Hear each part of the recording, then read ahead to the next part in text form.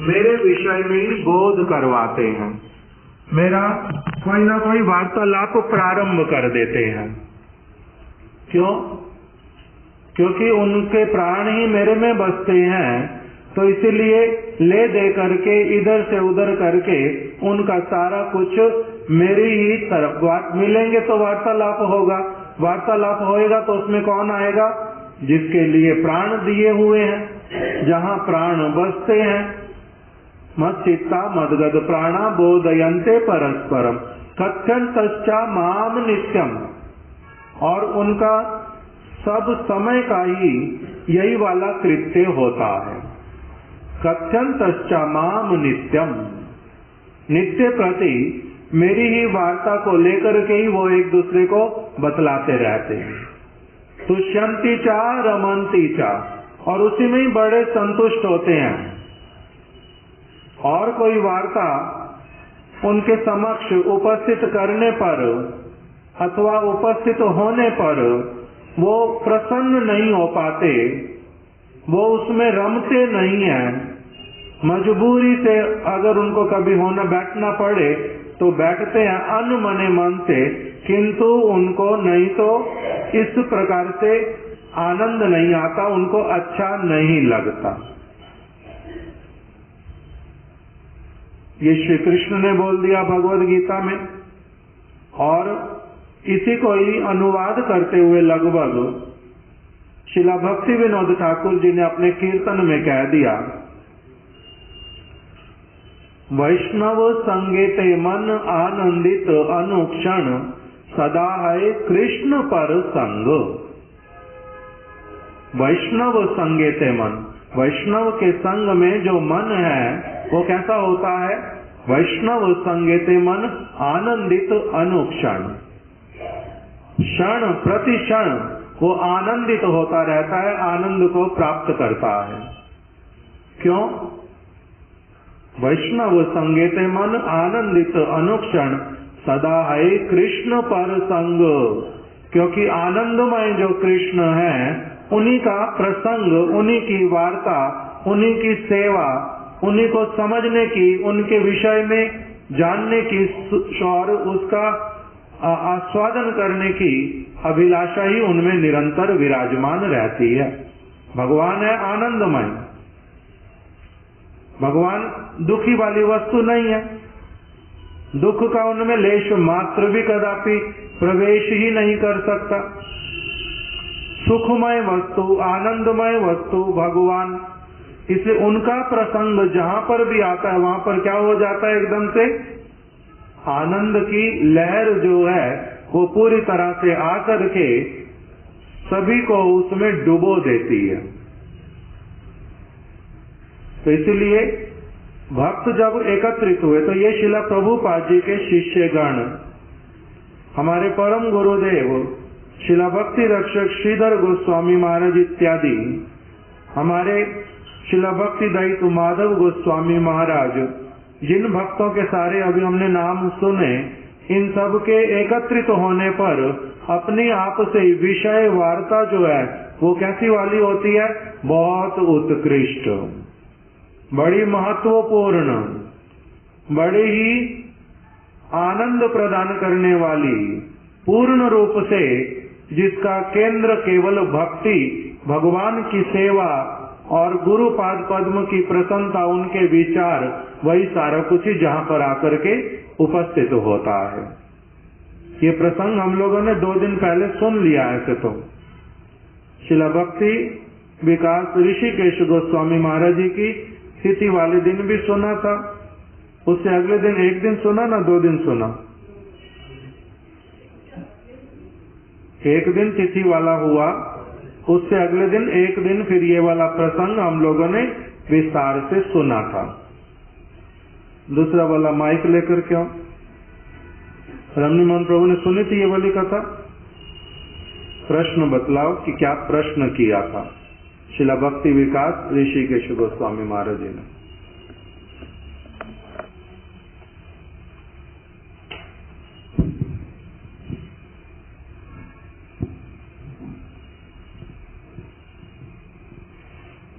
श्रीला भक्ति विकास विकास ऋषिकेश गोस्वामी महाराज ने प्रश्न किया था कि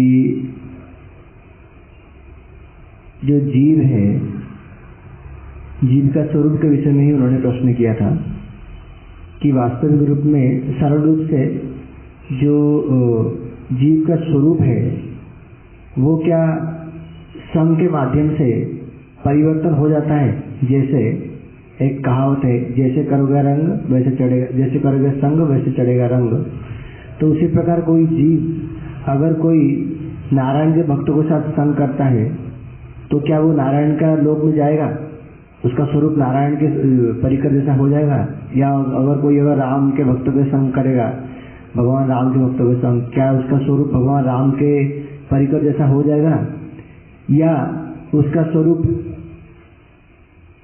जो है फिक्स रहता है कि जो संग के प्रभाव से ही, अगर ऐसा हुआ, अगर संग के प्रभाव से, नारायण के भक्तों के संग के प्रभाव से वो नारायण का परिकर बन गया, तो फिर भगवान जो नारायण है उनका यहाँ कर्तृत्व क्या रहा। नहीं तो क्योंकि जीव अपने चेष्टा से संग किया, या कोई नारायण का परिकर आकर के उनका अपना संग प्रदान करके अपना लोक में ले गए, अगर ऐसा ही हुआ तो फिर जीव का स्वरूप है, भगवान का जो हस्तक्षेप है कुछ भी नहीं रहा, भगवान का कोई मूल्य ही नहीं रहा उसमें। क्या ये जो बात है, क्या जीव का स्वरूप परिवर्तित हो सकता है संग के माध्यम से, या संग कैसे भी करे जीव का स्वरूप परिवर्तित नहीं होता है। ये दोनों में महाराज जी ने बतलाया कि मेरा संशय है, मेरा संशय आप शोधन कीजिए। ठीक है, हम लोगों ने ऐसे इसको विस्तार से श्रवण किया था। हम लोग एक बार फिर से इस प्रश्न को श्रवण करते हैं पहले कि शिला भक्ति विकास ऋषिकेश गोस्वामी महाराज जी ने प्रश्न क्या रखा। सबसे पहले शिला गुरुदेव ने कहा कि जितने समस्त गुरु भ्रातागण एकत्रित हुए थे उनमें से सबसे आयु में जो छोटे हैं वो थे शिला भक्ति विकास ऋषिकेश गोस्वामी महाराज। किंतु थे बहुत ही तत्व जिज्ञासु, आयु में सबसे छोटे थे भले ही, किंतु तब भी तत्व जिज्ञासु थे। अर्थात तत्व किसको कहते हैं? तत्व जिज्ञासु। तत्व किसको कहते हैं? जिज्ञासु तो हो गया जिज्ञासा करने वाले, जिनके मन में जिज्ञासा उत्पन्न होती है, तत्व जिज्ञासु है। तत्व क्या होता है बताओ। वैसे तो गुरु जी कहते थे जो तत्व शब्द वो तत् शब्द से आया है, तद वस्तु भगवत वस्तु। तो इसलिए भगवत वस्तु या भगवत संबंधित वस्तु के विषय में जो जिज्ञासा, उसको ही मुख्य रूप से तत्व जिज्ञासा कहते हैं। और कुछ और तत्व शब्द होता है कि कोई जैसे कहते हैं कि इस चीज का तत्व क्या है, मतलब खीर का तत्व क्या है, अर्थात कि खीर में क्या क्या वस्तु है, उन सब वस्तुओं को खीर का तत्व कहते हैं, इंग्रेडिएंट। तो तत्व जिज्ञासा अर्थात कोई वस्तु को गहराई से समझना चाहते हैं, उनमें क्या क्या वस्तु मिलित होकर के वो वस्तु बनाए, उसको भी तत्व कहा जा सकता है साधारणतः। तत्व वस्तु अर्थात सार वस्तु। हम जो कुछ भी कर रहे हैं उसका उद्देश्य क्या है, तो ये हो गया जो मेरा उद्देश्य वो कहलाएगा सार। मैं जो कुछ कर रहा हूं, मैं अपने घर से बाहर निकला, मैं अपने घर से बाहर निकल करके पार्क में गया, पार्क में जाकर के मैंने अच्छी तरह से दौड़ लगानी प्रारंभ कर दी और कुछ वहां पर वर्जिश इत्यादि की, व्यायाम किया और फिर अपने घर पर आ गया। मैंने वहां पर 2 घंटे लगा दिए। वो 2 घंटे जो मैंने लगाए वहां पर, उसका उद्देश्य क्या था? केवल दौड़ लगाना या फिर केवल वर्जिश करना या फिर केवल टाइम पास करना, मेरे पास बहुत समय है, 2 घंटे वहां पर बैठाता हूं, ये तो उद्देश्य नहीं था।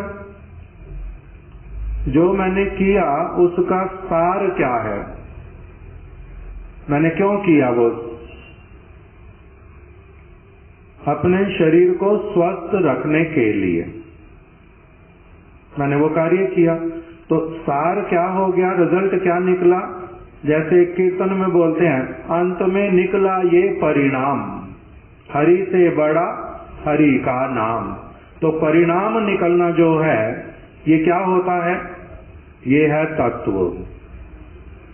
किसी ने पढ़ाई की पूरा साल और माता पिता को लगता है बड़ा अच्छी तरह से पढ़ाई करता है, समय भी लगाता है बहुत, पैसा भी बहुत लगाया, सारा कुछ करने के बाद में जब एग्जाम हुआ, रिजल्ट जब आया तो वो फेल हो गया। तो तत्व क्या निकला? कुछ भी नहीं। एक बहुत बड़ी थैली देखी किसी ने, उसमें बड़ा सारा सामान भरा हुआ था, एक के बाद एक खोलते खोलते सारा दिखलाई दिया, सारा कुछ फेंकने वाला कूड़ेदान में। तो उसका सार क्या निकला? उस बैग में से कुछ भी नहीं। तो जो सार वस्तु, उसको कहते हैं तत्व।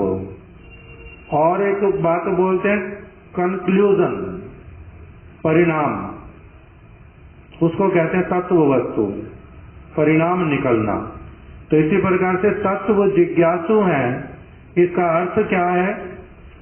किसी भी बात का जो ठीक ठीक रूप में सिद्धांत जो है, अंतिम उसका जो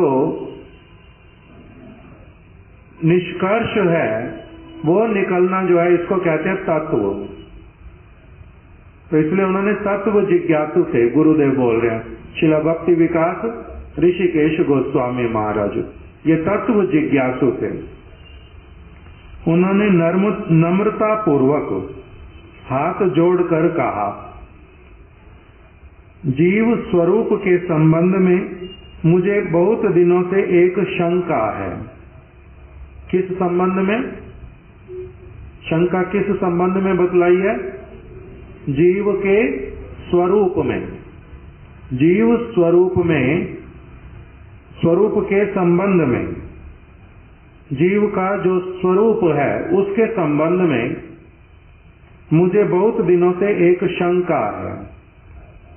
और मैंने बहुत से गोस्वामी ग्रंथों का अवलोकन किया। गोस्वामी ग्रंथ अर्थात, गोस्वामी ग्रंथ किसको कहते हैं? श्री रूप गोस्वामी द्वारा रचित, सनातन गोस्वामी द्वारा रचित, गोपाल भट्ट गोस्वामी द्वारा रचित, श्री जीव गोस्वामी जी के द्वारा रचित, श्री रघुनाथ दास गोस्वामी द्वारा रचित, इन पांचों के ग्रंथ मिलते हैं। श्री रघुनाथ भट्ट गोस्वामी जी का रचित ग्रंथ नहीं मिलता। तो ये जो गोस्वामी गण है, और उसी के अंतर्गत फिर विश्वनाथ चक्रवर्ती ठाकुर, शिला कृष्णदास कविराज गोस्वामी, शिला नरोत्तम दास ठाकुर इत्यादि, ये सभी की जो वाणी एक साथ में कहलाती है गोस्वामी ग्रंथ। तो मैंने बहुत से गोस्वामी ग्रंथों का अवलोकन किया, अर्थात उनको अच्छे से देखा, पढ़ा, और अपने अग्रज गुरु भ्राताओं से भी पूछा, किंतु वह शंका अभी तक दूर नहीं हुई। पहले क्या कह रहे हैं कि जीव के संबंध में बहुत दिनों से मेरी एक शंका है। मैंने बहुत से गोस्वामी ग्रंथों का अवलोकन किया, साथ में अपने अग्रज गुरु भ्राताओं से भी मैंने उस विषय में प्रश्न किया, पूछा, किंतु अभी तक भी मेरी शंका जो है वो दूर नहीं हुई है। श्री चैतन्य चरितामृत में सनातन शिक्षा के प्रसंग में जीव को कृष्ण का नित्य दास और तटस्था शक्ति से प्रकाशित बताया गया है। श्री चैतन्य महाप्रभु ने सनातन गोस्वामी जी के प्रश्न का उत्तर प्रदान करते हुए कहा, सनातन गोस्वामी जी का प्रश्न क्या था? के आमी, मैं कौन हूं? के आमी, ये प्रश्न रखा। के आमी, महाप्रभु ने उसके उत्तर में क्या कहा? जीवेर स्वरूप है कृष्णेर नित्य दास, कृष्णेर तटस्था शक्ति भेदा भेद प्रकाश। ये जीव का स्वरूप बतलाया। हे सनातन, तुम्हारा स्वरूप, तुम कौन हो? तुमने प्रश्न किया, हे प्रभु कृपा करके मुझे बतलाओ मैं कौन हूं? के आमी, मैं कौन हूं? इसलिए मैं तुम्हारे को उसका उत्तर प्रदान करता हूं कि केवल तुम नहीं, तुमने जो ये प्रश्न किया है ये समस्त जीवों का ही वास्तविक रूप में प्रश्न होना चाहिए, और मेरा जो उत्तर है वो भी सभी जीवात्माओं के ऊपर ही लागू होता है, सबके लिए है। महाप्रभु ने कहा जीवेर स्वरूप है, जीव का स्वरूप। कौन से जीव का? जीव आत्मा का। जीव कहने से ही आत्मा को समझा जाता है। इस शरीर को कोई भी व्यक्ति वास्तविक रूप में आत्मा नहीं मानता। हमारे महाराज इसके लिए बोलते थे कि चाहे किसी भी समाज का, किसी भी देश का, किसी भी जाति का कोई व्यक्ति क्यों ना हो, जब कोई मर जाता है तो उसको क्या करते हैं? उसके शरीर को लेकर के कोई जल में बहा देता है, कोई मिट्टी में उसको दबा देता है, कोई उसको अग्नि में जला देता है। और किसी भी देश की सरकार उस व्यक्ति के जलाने पर, उस शरीर के जलाने पर, उस शरीर के दफनाने पर, उस शरीर को जल में बहाने पर किसी को दंड नहीं देती कि ये सारे लोग इकट्ठे होकर के इन्होंने इसको जलाया था इसलिए इनको जेल में लेकर के चलो, इनको दंड दो। ऐसा कभी सुना? नहीं करते। किस लिए? क्योंकि सारे के सारे लोग ही ऊपर से लेकर के नीचे तक सभी स्वीकार करते हैं कि ये जीवात्मा नहीं है, ये मृत शरीर है। जीवात्मा कहाँ है? जब तक ये जीवित था, जीवित का मतलब ये जीवित था मतलब इसमें जब इस शरीर के भीतर में जीवनी शक्ति आत्मा जब तक थी ये जीवित था।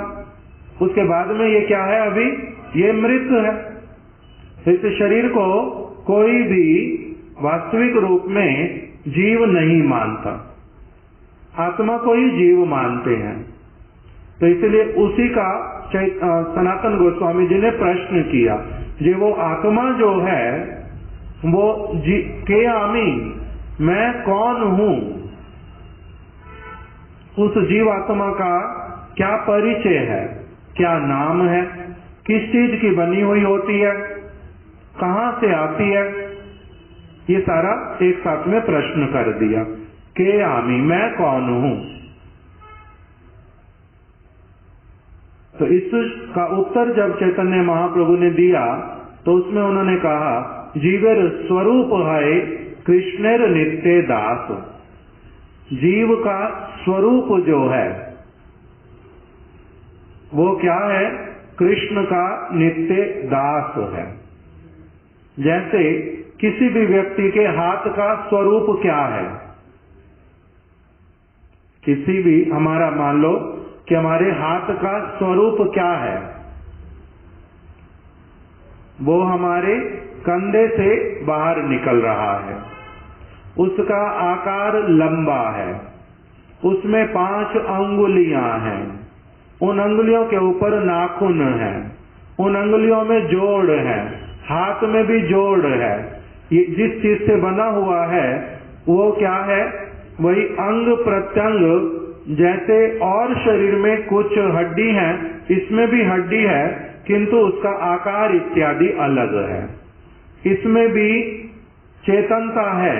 जिस जीवात्मा से सारे शरीर में शक्ति है, उसी से इसमें भी क्या होता है?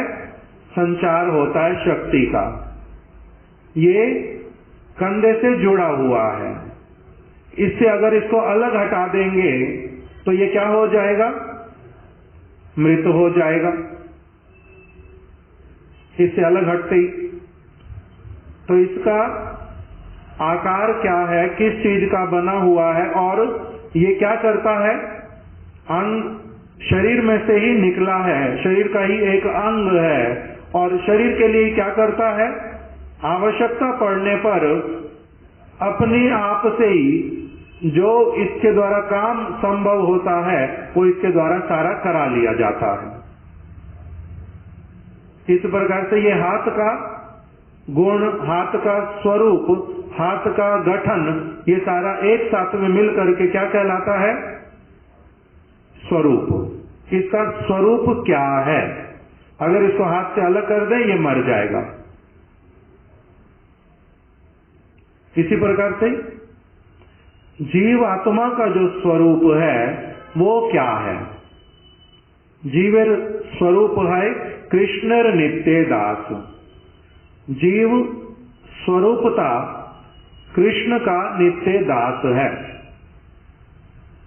स्वरूपता का एक अर्थ होता है वास्तविकता। जैसे माता के गर्भ से बच्चे का जन्म हुआ। किस माता के गर्भ से बच्चे का जन्म हुआ? किस माता के पेट में रह करके ये पला पोषा बड़ा हुआ? जन्म हुआ है। वास्तविकता में किससे जन्म हुआ है? तो किससे जन्म हुआ? माता से। तो इसलिए जीव स्वरूपता क्या बता दिया? जीवेर स्वरूप है। जीव वास्तविक रूप में क्या है? कृष्णर नित्य दास। कृष्ण का ही नित्य दास है। दास कहने का अर्थ संतान भी होता है, दास कहने का अर्थ पुत्र भी होता है। तो इस प्रकार से जो जीवेर स्वरूप है, जीव वास्तविक रूप में स्वरूपता, जीवेर स्वरूप है कृष्णर नित्य दास। कृष्ण का वो नित्य दास है, सेवक है, उनका पुत्र है, उनके स्नेह का पात्र है, उनका अंश है। इस प्रकार से जीवेर स्वरूप है कृष्णर नित्य दास। कृष्ण का नित्य दास है, उन्हीं से इसका प्राकट्य है, उसी से इनका अस्तित्व है, उन्हीं से इसका पालन पोषण सब कुछ है। जीवेर स्वरूप है कृष्णर नित्य दास। कृष्णर तटस्था शक्ति, इसका प्राकट्य कहां पर हुआ? तो कह रहे भगवान की विविध शक्तियां हैं। उन शक्तियों में से एक शक्ति जिसका नाम है तटस्था शक्ति, उस तटस्था शक्ति के माध्यम से भगवान ने इसको प्रकटित करवाया। तटस्थ शक्ति के माध्यम से इसको प्रकटित करवाया। इसलिए ये भगवान की क्या कहलाता है? जीवेर स्वरूप है कृष्णर नित्य दास। कृष्णर तटस्थ शक्ति, ये कृष्ण की तटस्थ शक्ति का क्या कहेंगे? ये कृष्ण की जीवेर स्वरूप है कृष्णर नित्य दास। कृष्णर तटस्थ शक्ति, कृष्ण की तटस्थ शक्ति के अंतर्गत इसको गिना जाता है। कृष्णेर तटस्था शक्ति, भेदा भेद प्रकाश। और ये क्या है? भगवान का ऐसे वाला प्रकाश है, भगवान की सूचना देने वाला, भगवान के महिमा को इंगित रूप में प्रदर्शित करने वाला, भगवान का एक प्रकार का रिप्रेजेंटेटिव। कृष्ण तटस्थ शक्ति, भेदा भेद प्रकाश। प्रकाश शब्द का अर्थ हो गया उनका रिप्रेजेंटेटिव, उनको उनके अस्तित्व को एक प्रकार से प्रकाशित करने वाला। भेदा भेद प्रकाश, भेद और अभेद रूपी प्रकाश है। भगवान में और इनमें क्या भेद है और क्या अभेद है, ये इसको देखने से पता चलता है। भगवान के साथ में इसका भेद भी है और अभेद भी है। जैसे माता पिता के साथ में बच्चे का भेद भी होता है और अभेद भी होता है। अभेद क्या है माता पिता के साथ बच्चे का? एक तो होता है भेद, पिताजी बड़े हैं, बच्चा छोटा है, पिता की आयु बड़ी है, इसकी छोटी है।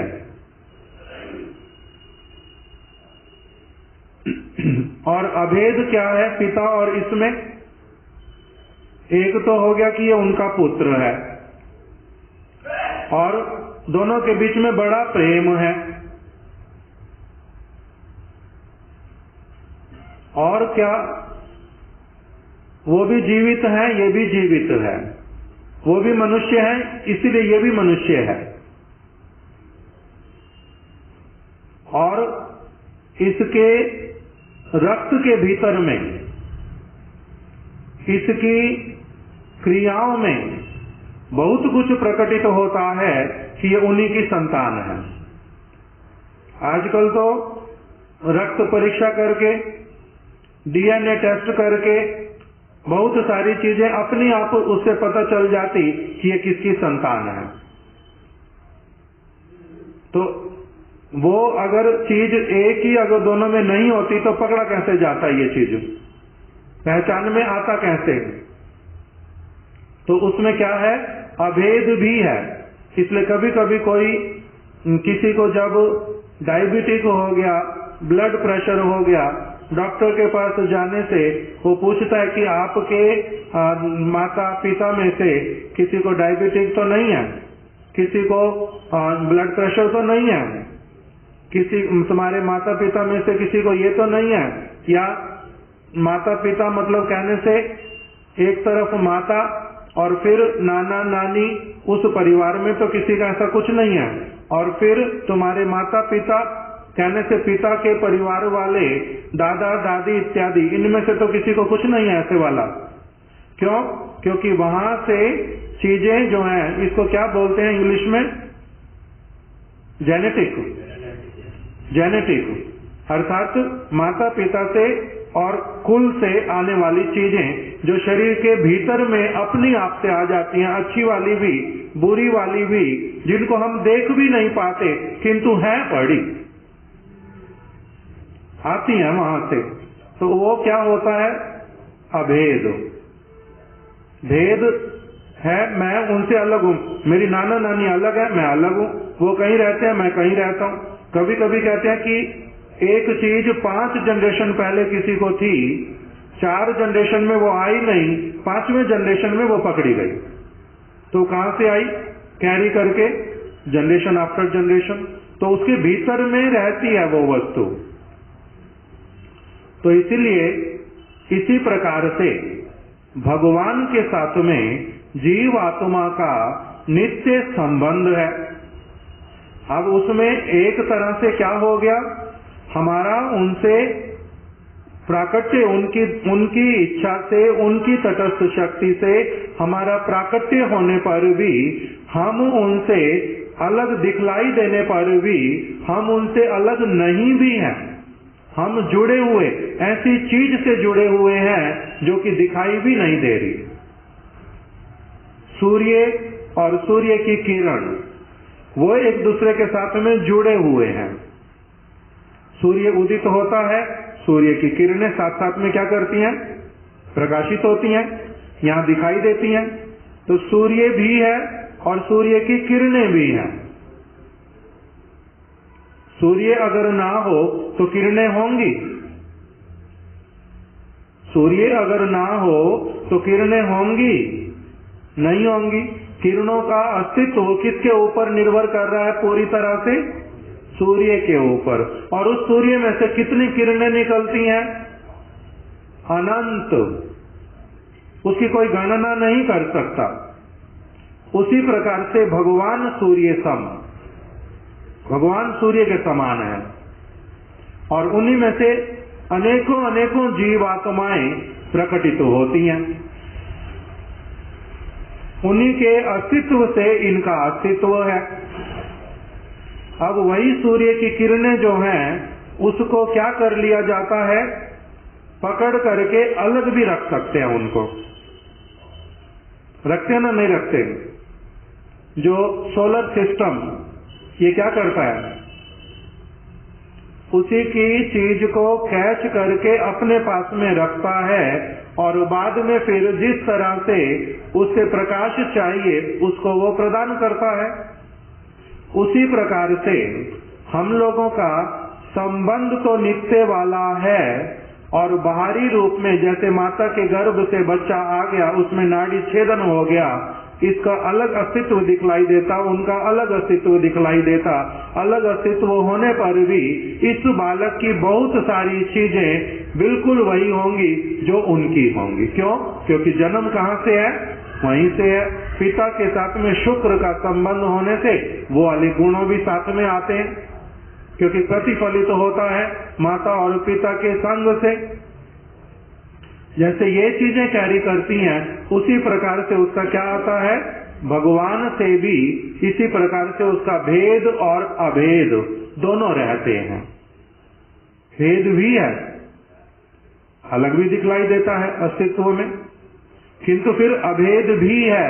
कई ऐसी इसकी चीजें हैं जो कभी भी अलग उनसे नहीं हो सकती।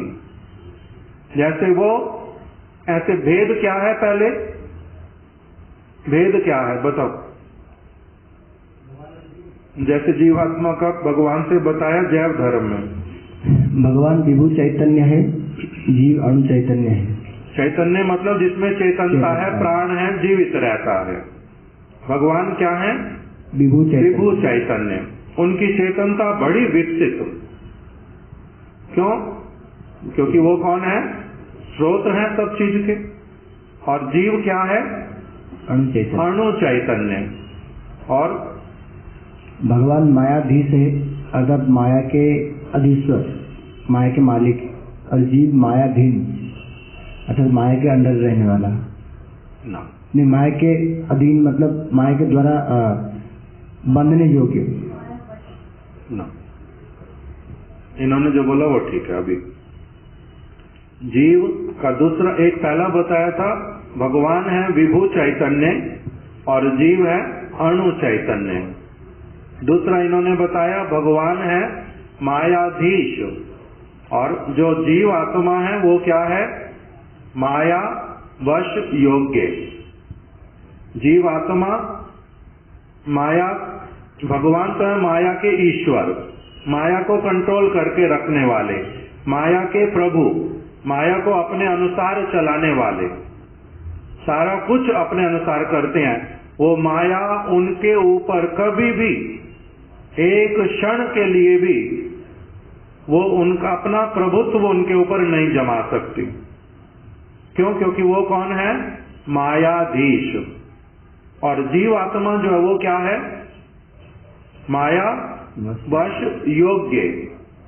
वो माया के वश में भी पड़ सकता है, उसके योग्य है। उसमें ऐसी चीज है कि वो सब समय उसके चंगुल से बाहर नहीं रह सकता। किसी विशेष परिस्थिति में वो माया के चंगुल में फंस भी सकता है। जीवात्मा ऐसे वाली है। जैसे भगवान उनको सोलर सिस्टम में बंद करके रख लेंगे, सूर्य को, उनकी किरणों को तो सिस्टम में बंद करके रखा गया, किंतु सूर्य को सोलर सिस्टम में बंद करके रख सकते? पूरा का पूरा सूर्य?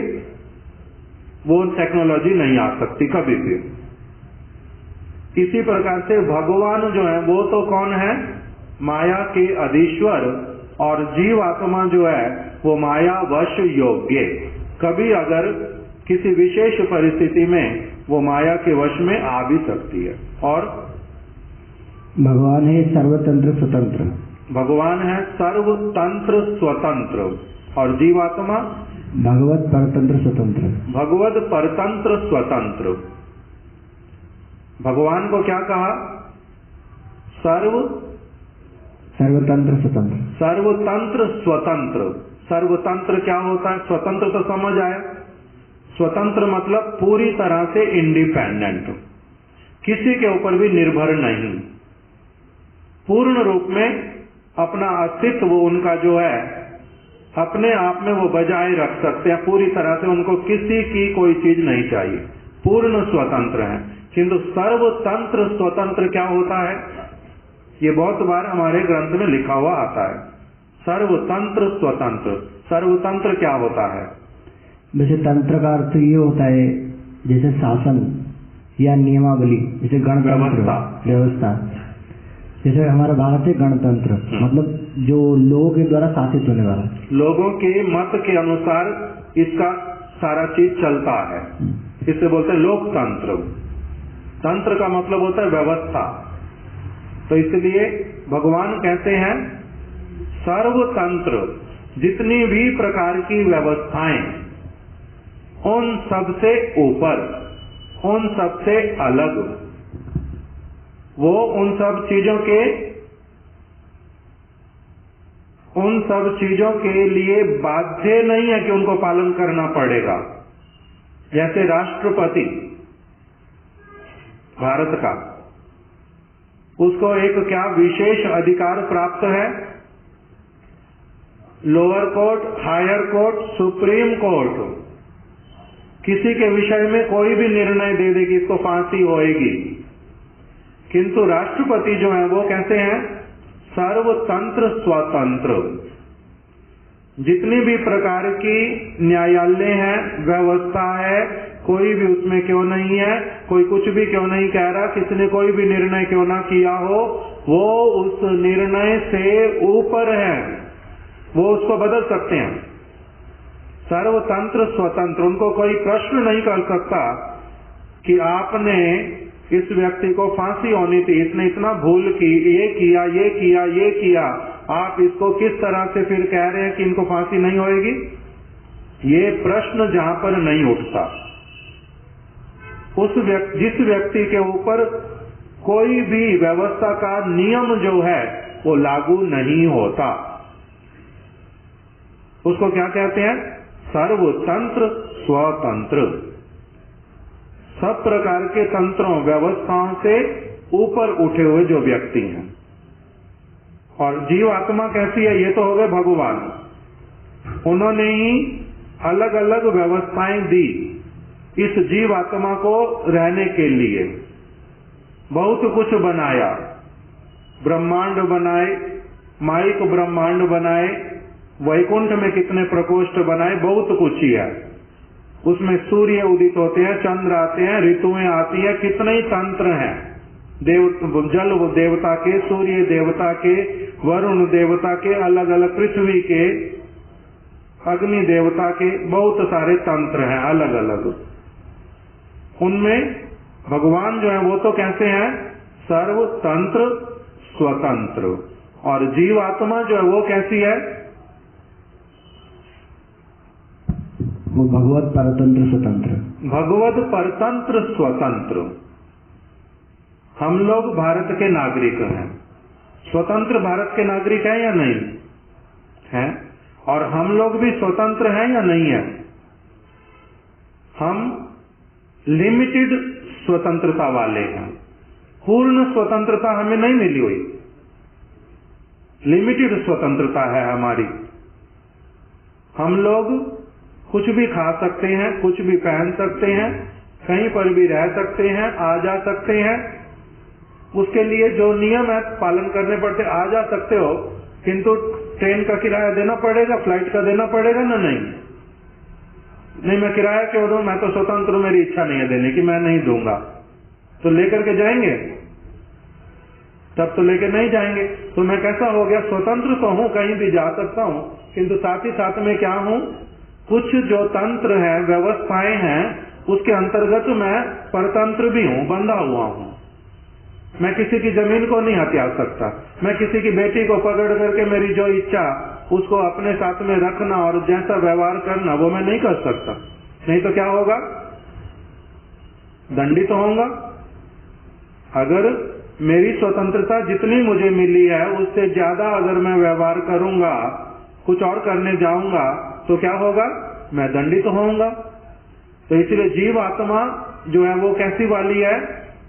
भगवद परतंत्र स्वतंत्र, भगवान के अधीन रहने वाली, उनकी व्यवस्था के अनुसार चलने वाली, और अगर नहीं चलती है तो उसकी स्वतंत्रता का अगर वो अपव्यवहार करती है तो उसको दंड का भागीदार बनना पड़ता है। ये किसके लिए हो गया? जीवात्मा के लिए। भगवान हो गए सर्वतंत्र परतंत्र, और जीव जो हो गया वो क्या है? भगवान के द्वारा बनाए गए तंत्रों के द्वारा परतंत्र है। उसी के बीच में उसकी बहुत सारी स्वतंत्रता भी है, भगवान ने दी है। इसलिए जीवात्मा का अलग है। तो ये क्या हो गया? भगवान में और जीवात्मा में भेद है, उनमें और हमारे में अंतर है। बड़े व्यक्ति में, छोटे व्यक्ति में अंतर है, पिता में और पुत्र में अंतर है। और फिर एक ही चीज जो है वो क्या है? उसको कहते हैं अभेद। तो उसमें अभेद क्या है? जीवात्मा में और भगवान परमात्मा में। भगवान भी चेतन वस्तु है, जीव भी चेतन वस्तु है। भगवान चेतन है, जीव भी चेतन है और नित्य चेतन है। भगवान नित्य चेतन है और जीव भी क्या है? नित्य चेतन है। और दो चीजें, एक तो जीव नित्य है, भगवान नित्य है, चेतन है, चेतन है। बोलो नवल किशोर। सच्चिदानंद, सच्चिदानंदमय है, अनादि है, अनंत है। और जीव अनंत उस प्रकार से नहीं, अनंत जीवात्मा ही अनंत है, उस सेंस में नहीं होगा। किंतु ना जायते म्रियते वा कदाचिन, भगवान की भांति ना इसका कभी जन्म है ना कभी मृत्यु है। न जायते म्रियते, जन्म और मृत्यु नहीं है। तटस्थ शक्ति से अभी बताया था। जीवात्मा कहां से प्रकट हुई है? जीवात्मा कहां से प्रकट हुई है? अभी सुना था, तटस्थ शक्ति से। किंतु वहां पर केवल उसका उदय है, जन्म नहीं है। जीवात्मा भी भगवान की तरह है, जन्म और मृत्यु से रहित। इस प्रकार का ये भेद भी है और अभेद भी है। तो इस श्लोक को पूरा महाप्रभु ने बताया। पूरा श्लोक क्या है? जीवेर स्वरूप है कृष्णेर नित्य दास। जीवात्मा कृष्ण का नित्य दास है। कृष्णेर तटस्थ शक्ति, ये कृष्ण की तटस्थ शक्ति का अंश है। और कृष्णेर तटस्थ शक्ति भेदा भेद प्रकाश, भगवान से इसका भेद भी है और भगवान से इसका अभेद भी है। ये जीवात्मा के स्वरूप के विषय में बतलाया। तो यही बात शिला भक्ति विकास ऋषि गोस्वामी महाराज जी ने बोली कि इस प्यार के द्वारा यह प्रतीत होता है। इस प्यार को, इस श्लोक को, महाप्रभु के वचन को सुन करके यह प्रतीत होता है कि जीव के नित्य स्वरूप में ही कृष्ण दासत्व निहित है। कृष्ण का नित्य दास है, तो इसका मतलब क्या है? उसमें दासता करने वाली भावना, दासता करने वाली प्रवृत्ति वो नित्य काल के लिए, सब समय के लिए है। जब से जीव है तब से, जब तक है ही है वो तो सब समय के लिए रहेगी उसमें ये चीज। तो उसके नित्य स्वरूप में कृष्ण दासत्व निहित है। फिर हम लोग अभी कृष्ण की दासता क्यों नहीं कर रहे? अगर हमारे स्वरूप में कृष्ण दासता नित्य है, मैं कृष्ण का नित्य दास हूँ, तो मैं अभी कृष्ण की नित्य दासता नहीं करके मैं फिर माया की दासता, अपनी दासता, इस जगत के लोगों की दासता क्यों कर रहा हूँ? बात समझ आती है ये वाली? एक तो ये वाली बात आती है। तो जब अगर कहें कि जीव है तो वो कृष्ण का नित्य दास ही, किंतु कभी कभी क्या होता है, किसी परिस्थिति वश, पहले से बता दिया कि ये माया के वश होने योग्य है। अगर किसी कारणवश अपनी स्वतंत्रता का अपव्यवहार करता है तो माया इसको पकड़ लेती है, और माया इसको क्या करती है? फिर अपना दास बना लेती है, अपनी दासता में लगा लेती है। और ऐसा होने पर भी इसका किंतु अपना जो भगवान की दासता वाला जो गुण है वो कभी लुप्त नहीं होता, इसमें निहित रहता है सब समय के लिए। जैसे जल जो है वैसे तरल है, और वही तरल जल जब ठंड के संपर्क में आ जाता है, रेफ्रिजरेटर में उसको रख दिया तो वो ठंडा बन जाएगा और फिर बर्फ बन जाएगा। बर्फ बनने पर अब उसमें तरलता दिखलाई नहीं देती, उसकी तरलता जो है वो कहां चली गई? वो ठंड के कारण वो तरलता जो है कैसी होने लग गई? वो तरलता अब दिखलाई नहीं देती, वो ठोस का उसने रूप धारण कर लिया। ठोस का रूप धारण करने पर भी जैसे ही उसको ठंड से अलग कर दोगे, ठंडी स्थान से, वो धीरे धीरे फिर क्या बन जाएगी? अपने आप से तरल बन जाएगी, जल बन जाएगी। अगर 1000 साल तक बर्फ बनी रहे और 1000 साल के बाद में उसको अलग किया जाए ठंड से, तब 1000 साल बाद भी क्या होगा? वो तरल बन जाएगी। किंतु अगर लकड़ी है, लकड़ी को आपने बर्फ में रख दिया तो उसके ऊपर जल जम तो सकता है, किंतु वो लकड़ी तो क्या बनेगी? जल बन जाएगी कभी भी? वो बर्फ बनेगी? वो बर्फ नहीं बनेगी।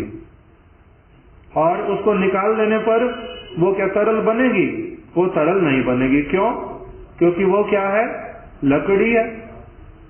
किंतु जल के विषय में अलग बात है। तो इसी प्रकार से जीव आत्मा जो है उसको ऐसे तो वो कैसी है? जैसे पहले बताया, भगवान की सेवा करने वाली, नित्य भगवान की सेवा करने वाली, भगवान की नित्य दास है। किंतु किसी विशेष परिस्थिति में जब वो अपना भगवान की सेवा से मुख फेर करके माया की ओर देखते हैं तो माया उसको साथ ही साथ में क्या कर लेती है? पकड़ लेती है। तो जीव का जो स्वरूप है वो केवल ढक तो सकता है माया के द्वारा, किंतु माया के द्वारा परिवर्तित नहीं हो सकता। परिवर्तित कभी भी नहीं होता। जैसे तरलता कुछ समय के लिए लुप्त हो जैसी दिखलाई दे रही है कि लुप्त हो गई, किंतु तरलता लुप्त कभी भी नहीं हुई। तरलता उसके भीतर में अभी दिखलाई नहीं दे रही, परिस्थिति उसको मिलेगी कुछ तो वो क्या हो जाएगी, प्रकटित तो हो जाएगी। इसी प्रकार से अब जो जल है उसकी तरलता, उस जल का जो स्वभाव वो उसके भीतर में तो है ना, तो उसको क्या किसी ने प्रकटित किया बाद में? रेफ्रिजरेटर से जब बर्फ को निकाल दिया तो बर्फ में कुछ नया इंजेक्ट करना पड़ा जिससे कि वो तरल बन जाए, या फिर तरलता जो है कहीं से नए सिरे से उसमें कुछ आई नहीं, उसमें पहले से ही थी। बाहर में केवल क्या दिया गया, उसको ताप दिया गया। इसी प्रकार से जीव आत्मा जो है उसमें पहले से ही क्या है, उसके स्वरूप में उसकी सेवा है कि वो क्या सेवा करेगी। जल क्या सेवा करता है? जल की सेवा क्या है? एक व्यक्ति की प्यास बुझाता है, एक व्यक्ति की प्यास बुझाता है, किंतु बर्फ जो है वो प्यास बुझाएगी, बर्फ के रूप में नहीं पहुंचाएगी। जब वो तरल बन जाएगा जल के रूप में वो प्यास बुझाएगी। तो अभी उसकी जो सेवा है जीव के, उसके स्वरूप में उसकी सेवा, उसका नाम क्या है? जल का, जल का नाम और बर्फ का नाम अलग अलग क्यों हुआ? बर्फ जल से कुछ अलग है क्या?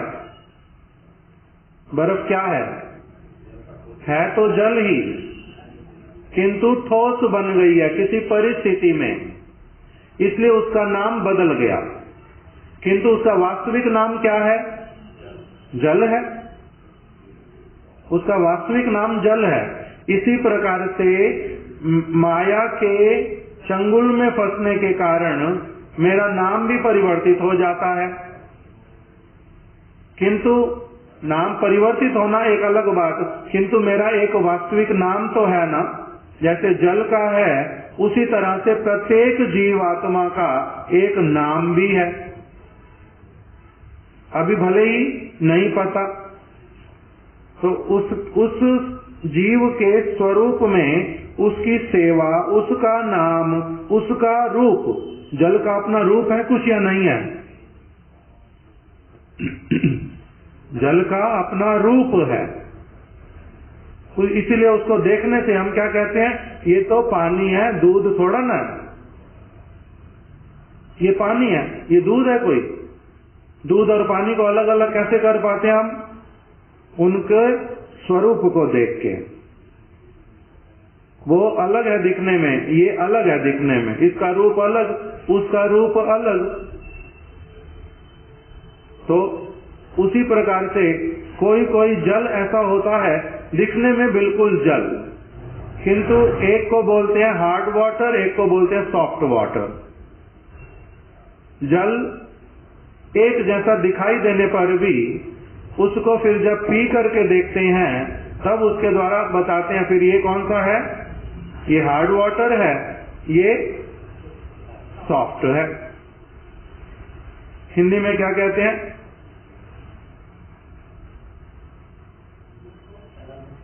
तरल तो है ही है, मेरी तो पता नहीं, सुना नहीं ध्यान से, पता नहीं।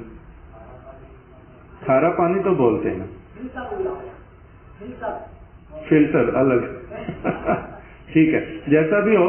तो अभी इसके अंतर्गत मुख्य बात समझने की कि जो बर्फ थी उसी में बोल दिया कि ये बर्फ जो है वास्तविक रूप में क्या है? जल है। तो उस बर्फ का और जल का जो कुछ डिफरेंस है, वो डिफरेंस क्या है? और जो जल में पहले से चीज थी वो वही की वही उसकी प्रकटित तो होती है, केवल तरलता भी थी उसमें एक प्रकार का रूप भी था, उसका एक गुण भी है, उसको जिस भी पात्र में डालोगे वो उसी का आकार ले लेगा, बर्फ नहीं ले पाएगी। बर्फ को अगर वो एक बहुत बड़े आकार में है और आपको एक गोल बोतल में डालना है तो उसमें नहीं जा पाएगी, तो उसमें एकदम से फिट नहीं होएगी। किंतु जल जो है उसको जिस भी पात्र में डालोगे वो क्या हो जाएगा, उसका आकार धारण कर लेगा। लंबे वाले में डालो, चौड़े वाले में डालो और बहुत पतले वाले में डालो, जिस प्रकार के आकार वाली वस्तु में उसको डालोगे वो वैसा आकार ले लेगा। बर्फ को कहीं भी रखो, अपने आप से वो बह जाएगी, बहना शुरू करेगी नहीं, किंतु जल को रखने से क्या हो जाएगा, अपनी आप बहना शुरू कर देगी। तो उसके जो रूप है, उसका जो नाम है, उसका जो गुण है, वो उसके भीतर में ही रह गया है सब समय के लिए। जैसे ही उसको वो बर्फ से गर्मी प्राप्त करके थोड़ी सी बाहर, वो जैसे ही बर्फ से जल बनेगी तो उसका सारा कुछ पहले वाला ही प्रकटित हो जाएगा, उसमें कोई भी बदलाव नहीं आएगा, वही का वही रहेगा। तो इसी प्रकार से यहाँ पर कह रहे हैं कि जीव आत्मा जो है, इससे इस प्यार से जो महाप्रभु ने कहा, इससे पता क्या चलता है, जीव के नित्य स्वरूप में ही उसका कृष्ण दासत्व निहित है, पहले से है, और उसके उस स्वरूप में उसकी सेवा, उसका नाम, उसका रूप आदि भी किसी न किसी रूप में अवश्य रहता है, जो अभी केवल क्या है, माया के द्वारा ढके हुए हैं।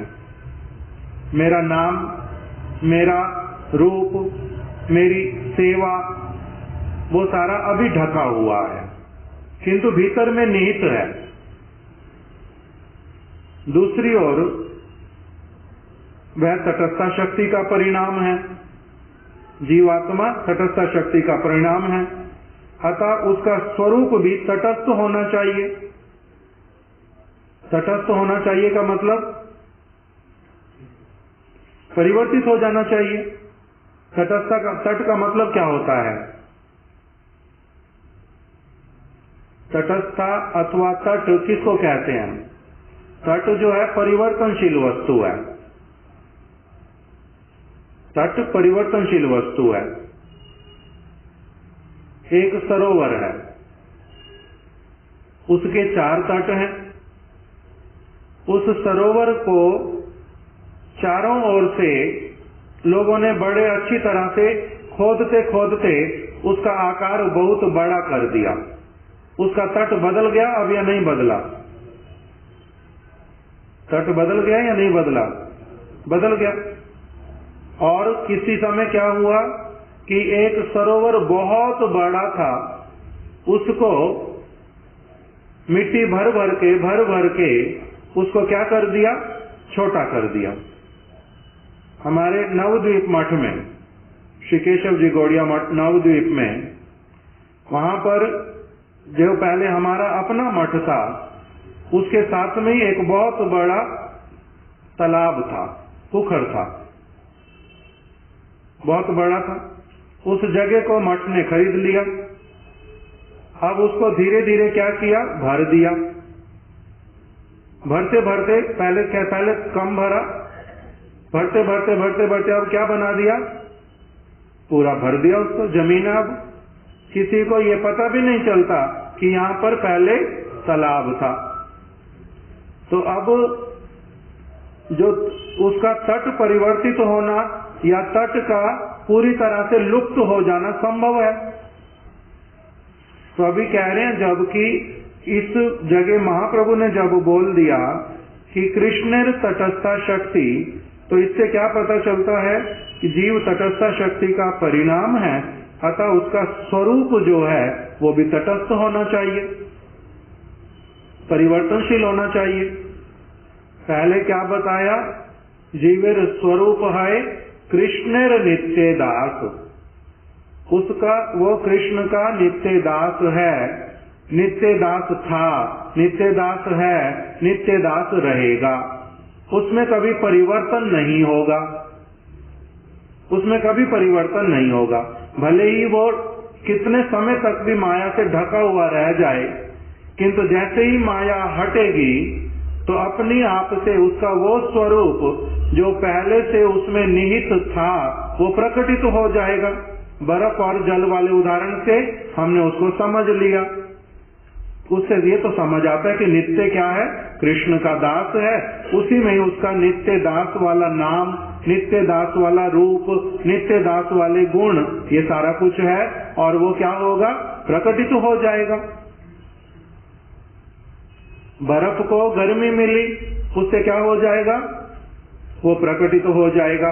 इसी तरह से जीव आत्मा को जो माया के चंगुल में पड़ गया किसी भी कारण से, उसको जैसे ही साधु संग मिलेगा, उसको जैसे ही हरि कथा मिलेगी, जैसे ही उसको भगवान का प्रसाद मिलेगा, भगवान की कृपा मिलेगी, भगवान की कोई सेवा मिलेगी, उसका क्या होना प्रारंभ हो जाएगा, सरलता से और ठोस से सरल होना प्रारंभ हो जाएगा और उसके अपने गुण जो हैं वो प्रकटित होते जाएंगे सारे के सारे।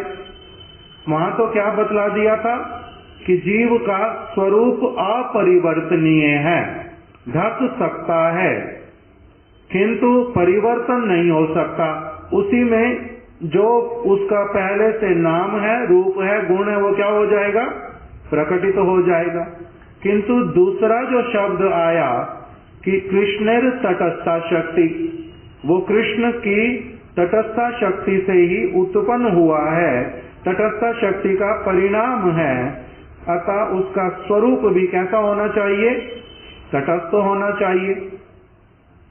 वो तो उसका स्वरूप तटस्थ होगा, परिवर्तनशील होगा।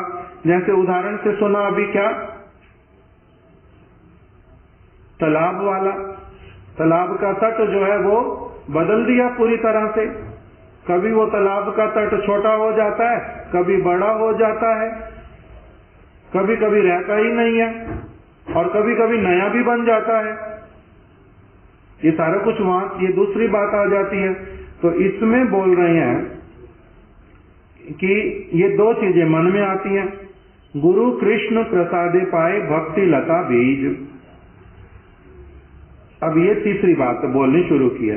अभी आज किंतु हमने दो चीजें सुनी कि उन्होंने पहले ही क्या पूछ लिया कि महाप्रभु का जो वचन है उसमें दो शब्द आए, एक तो कृष्णेर नित्यदास, जीवेर स्वरूप है, कृष्णेर नित्यदास, जीव स्वरूपता कृष्ण का नित्यदास है, अपरिवर्तनशील है, उसमें उसका नाम, उसका रूप, उसके गुण परिवर्तित नहीं होंगे।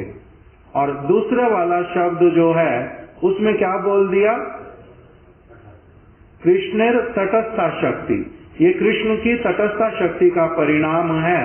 तो इससे तो क्या पता चलता है फिर कि वो उसका स्वरूप, उसका नाम इत्यादि ये परिवर्तनशील है, उसमें परिवर्तन आ सकता है। तो ये दो बातें अभी आज हमने सुन ली। कल इससे आगे वाला जो है हम उसको श्रवण करेंगे कि पहले उन्होंने पूछा क्या है। वांछा कल्पतरुभ्यश्च कृपा सिंधु